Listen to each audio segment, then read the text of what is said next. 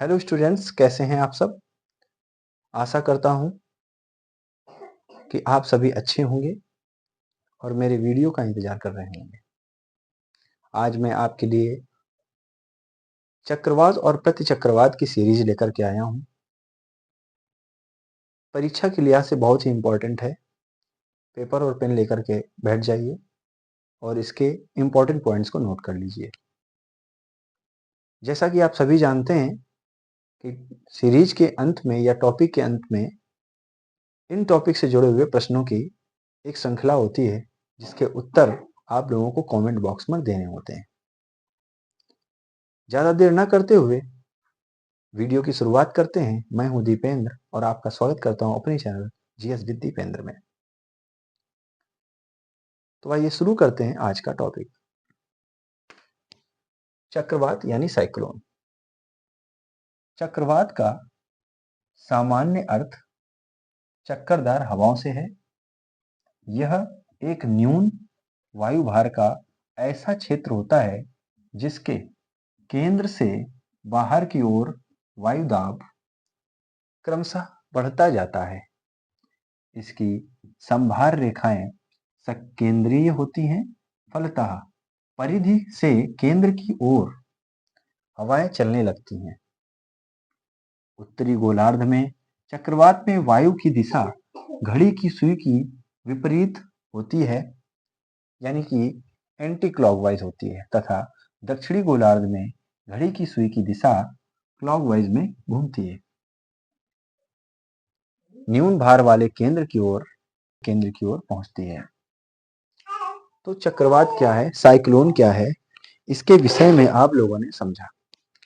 Cyclone एक या चक्रवात एक सामान्य अर्थ जो है इसका चक्करदार हवाओं से है। यह एक न्यून वायुभार से संबंधित है। यह एक ऐसा क्षेत्र होता है जिसके केंद्र से बाहर की ओर क्रमशः जो वायुदाब है वो बढ़ता जाता है। इसकी संभार रेखाएं संकेंद्रीय होती हैं और ये फलतः परिधि से केंद्र की ओर हवाएं चलना शुरू हो जाती हैं।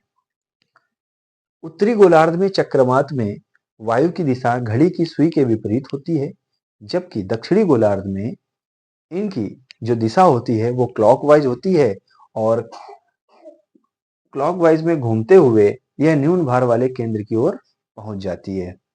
तो ये था चक्रवात। चक्रवात में आपने समझा कि हवाओं की जो दिशा है उसके बारे में समझा। चक्रवात अपनी तेजी को कैसे पकड़ता है इसके बारे में समझा। अब प्रतिचक्रवात, क्योंकि नाम है एंटी साइक्लोन, तो चक्रवात से ये बिल्कुल अपोजिट ही होगा, क्योंकि यहाँ एंटी साइक्लोन है और वहां साइक्लोन है। प्रतिचक्रवात क्या होता है?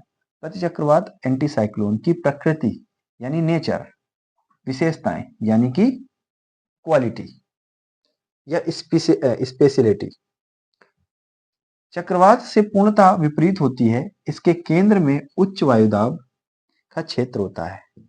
देखो, इसके केंद्र में उच्च वायुदाब का क्षेत्र होता है, जबकि चक्रवात में इनके बाहरी तरफ न्यून भार होता है और इसमें केंद्र की तरफ उच्च वायुदाब होता है, जबकि परिधि की ओर निम्न दाब वायुदाब पाया जाता है। इसके कारण हवाएं केंद्र से परिधि की ओर प्रवाहित होती हैं और उत्तरी गोलार्ध में वायु की दिशा, ये वायु वायु दो बार लिख गया है जबकि एक ही है, वायु की दिशा घड़ी की सुई की दिशा में क्लॉकवाइज तथा दक्षिणी गोलार्ध में सुई की दिशा के विपरीत इसकी दिशा होती है। भूमध्य रेखित क्षेत्रों में प्रतिचक्रवातों का सर्वथा अभाव पाया जाता है, किंतु उपोष्ण कटिबंधीय उच्च वायुदाब वाले क्षेत्रों में सर्वाधिक प्रतिचक्रवातों का निर्माण होता है।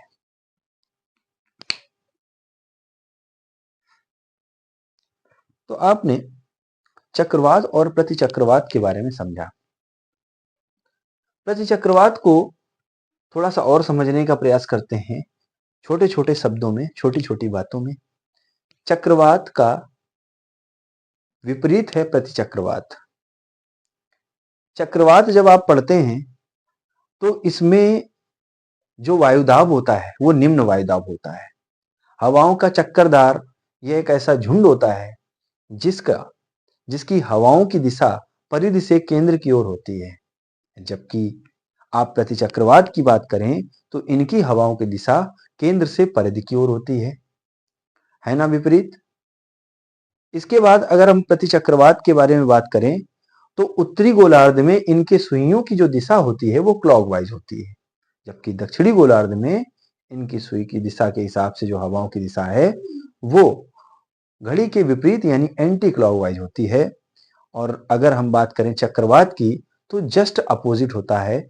उत्तरी गोलार्ध में ये हवाएं सुई की दिशा के विपरीत यानी एंटी क्लॉकवाइज होती हैं, जबकि दक्षिणी गोलार्ध में ये सुई के दिशात्मक रूप में चलती हैं यानी क्लॉकवाइज चलती हैं, जैसे सुइयां चलती हैं। तो इन सब चीजों से आपको पता चल गया कि चक्रवात और प्रतिचक्रवात क्या है। इसमें इंपॉर्टेंट बात यही है कि प्रतिचक्रवात जो है वो भूमध्य रेखीय क्षेत्रों में प्रतिचक्रवातों का सर्वथा अभाव पाया जाता है यानी होता ही नहीं है। और ये कहाँ कहाँ इनका वायुदाब और कहाँ कहाँ निर्माण होता है, तो उपोष्ण कटिबंध उच्च वायुदाब का वाले क्षेत्रों में सर्वाधिक प्रतिचक्रवातों का निर्माण होता है। तो क्वेश्चन पूछा जा सकता है इससे जुड़ा हुआ। ठीक है, तो आप लोग समझ गए होंगे कि चक्रवात क्या है और प्रतिचक्रवात क्या है। तो अब समय आ गया है इस टॉपिक के अंत होने का। अब हम लोग इनसे जुड़े हुए कुछ प्रश्न पूछेंगे। प्रश्न आपका है, प्रश्न लिख करके ही बोल रहा हूँ, प्रश्न है आपका जो कि आप मान के चलिए आपके प्रीलिम्स से जुड़ा हो सकता है ये क्वेश्चन। क्या कि प्रतिचक्रवात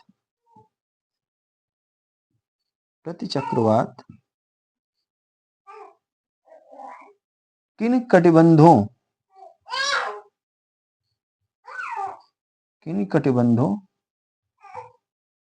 पर सर्वाधिक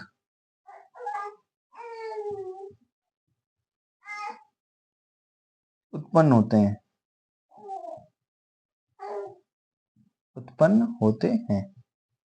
ये क्वेश्चन है। नंबर 1 शीतोष्ण कटिबंध,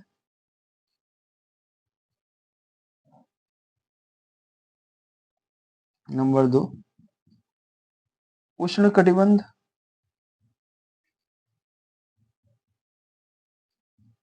नंबर 3 उपोष्ण कटिबंध,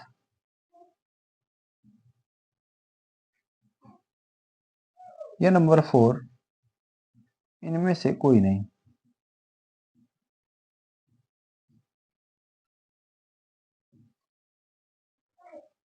सो स्टूडेंट्स, आपको ये टॉपिक कैसा लगा हमें कमेंट बॉक्स पर राइट करके बताएं।